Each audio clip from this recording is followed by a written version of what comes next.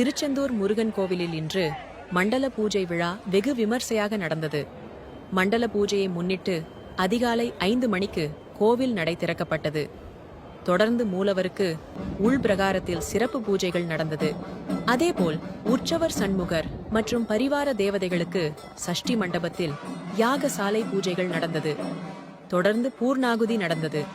அதன் பிறகு மூலவர், சண்முகர், வள்ளி, தெய்வானை, பெருமாள், நடராஜர், விநாயகர் உட்பட அனைத்து பரிவார தெய்வங்களுக்கு அபிஷேகம் நடந்தது.